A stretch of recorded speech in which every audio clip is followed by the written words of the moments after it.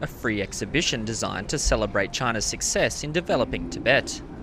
The photographic display is attracting visitors young and old to learn about the history and culture of the controversial region.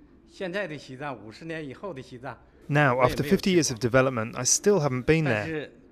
But from the information here and what I see on TV, the present-day Tibet is much better than it was 50 years ago.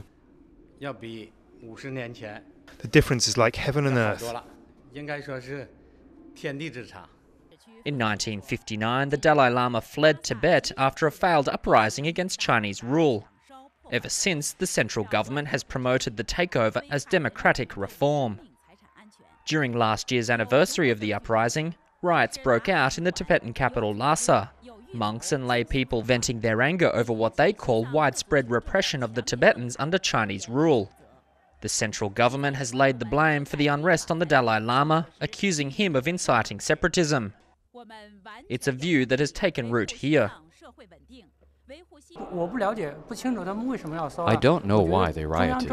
I think the central government's policy has always been to support the development of Tibet, including human rights. The government has done as much as possible to protect the Tibetan culture. I can't understand what kind of power has driven them to riot.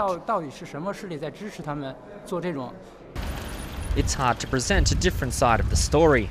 Foreign journalists are rarely granted the special permission needed to enter the Tibet Autonomous Region. Ahead of the sensitive anniversary this year, authorities put Tibetan-populated areas of Western China on lockdown, putting up checkpoints and blocking media access. Meanwhile, state-controlled media describes Tibetans living happily under Chinese rule. But with a police presence and security cameras in many monasteries, it might indicate a different story.